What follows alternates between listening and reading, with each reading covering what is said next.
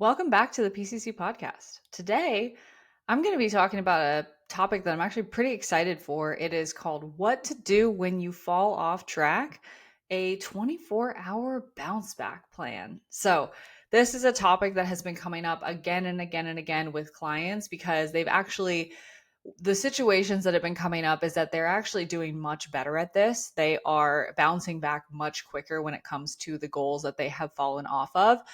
But they're not realizing the impact that it's making. So, we're going to talk about why it's so important to bounce back quickly when you say, screw it, I ate everything in sight, I skipped my workout, whatever, and you wake up Monday morning feeling like you ruined everything.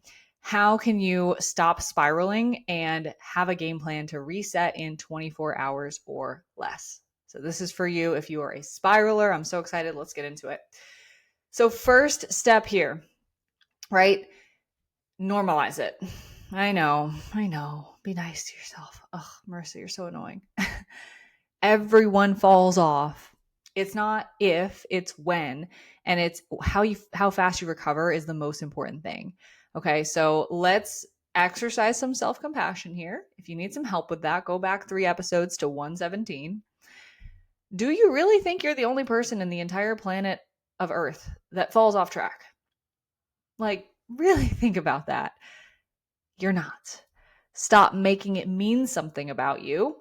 It doesn't mean that you're a failure. It doesn't mean you're never going to get to your goal. It doesn't mean that you're incapable of success. That is what your inner critic is going to tell you. Shut that volume off.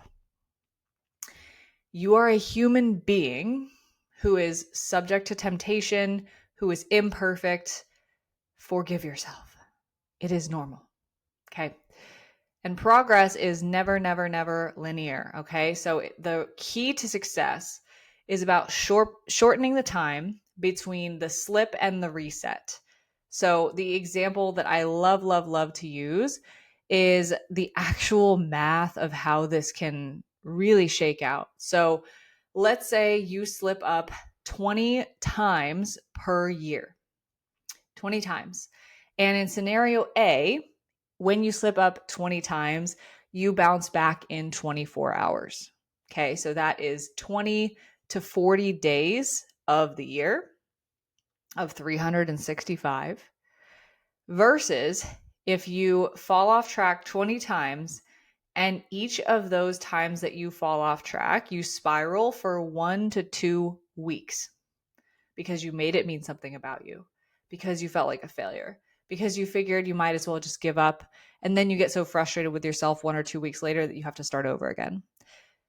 That's 20 to 40 weeks of time not on track. And so, can you imagine the difference between being 20 to 40 days in 365 off track versus 20 to 40 weeks, which is up to and past half, if not 2/3 of an entire year that you are off track because of letting that spiral take up more time. So when you bounce back faster, that is the trait of successful people that you are missing. It is not the fact that successful people do not fall off. It is that they don't let it last.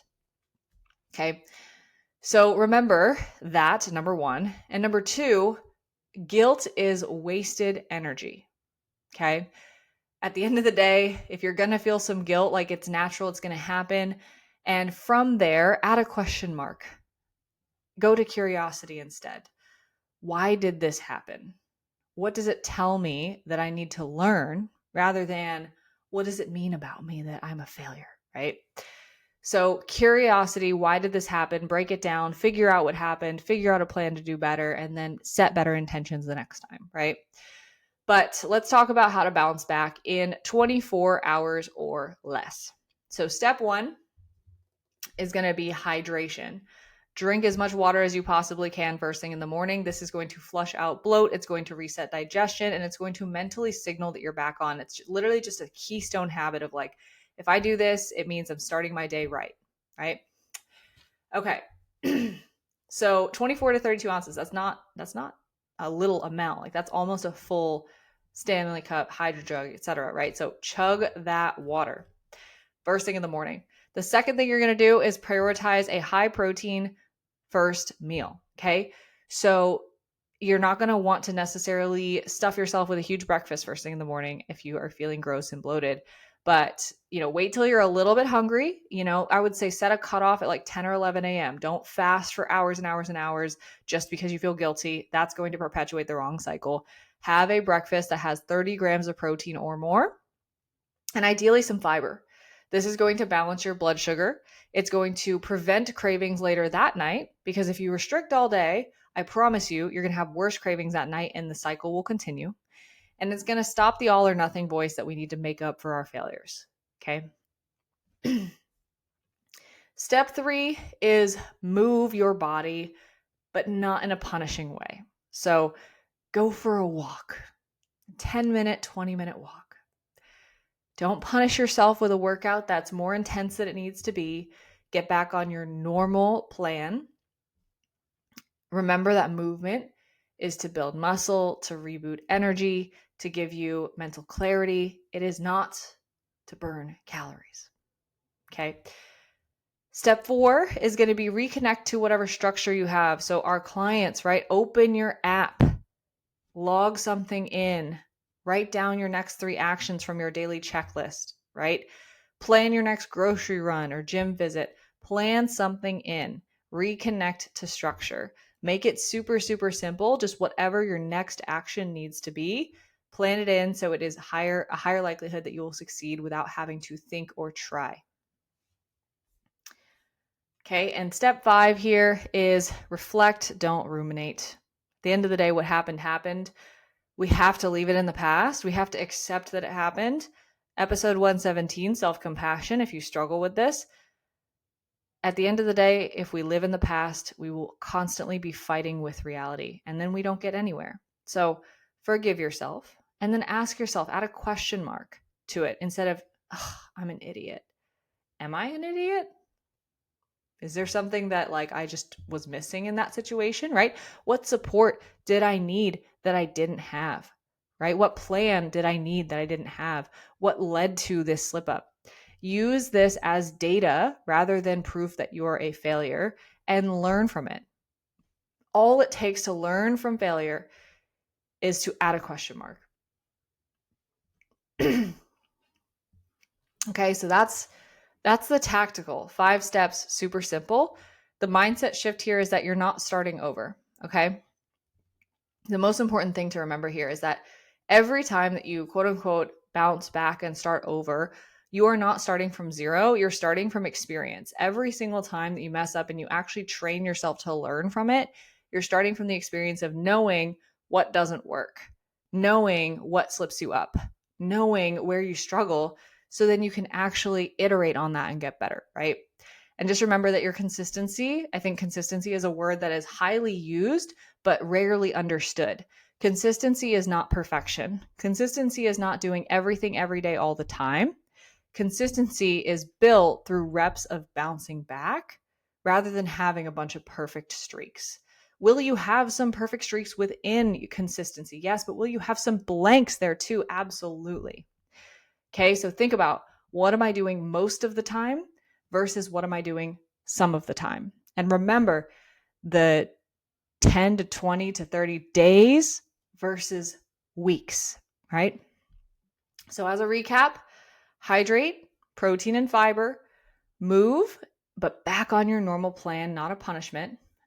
Reconnect to structure, reflect, don't ruminate, add that question mark, and give yourself some grace. It happened. And the faster you allow yourself to do that, you are going to bounce back quicker and quicker.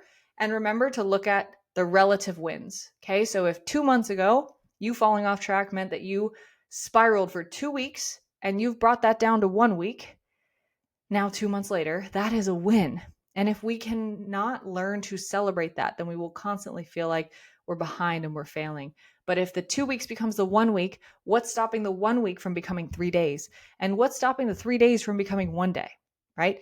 So always remember your relative wins, learn how to zoom out. And if you struggle with that, if you struggle with zooming out, self-compassion, the mindset shift, and actually getting back on track, that is what we are here for as coaches. None of our clients are perfect. A lot of us have this belief that I need to be perfect in order to hire a coach. I need to be consistent enough to hire a coach. The reason you hire a coach is because you're not consistent. The reason you hire a coach is because you need to learn and build these tools.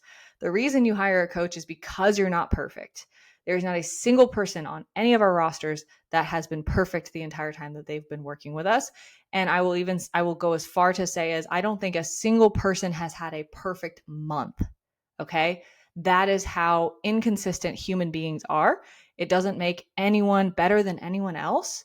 It simply means that we are human beings with lives and responsibilities and stress and kids, and consistency is built on the back of showing up after you've messed up, not perfection. So if this resonated with you, I would love for you to share this with someone who needs a bounce back, either directly or share it on your Instagram story. Tag me, Marissa Roy Fitness and Permanent Change Coaching.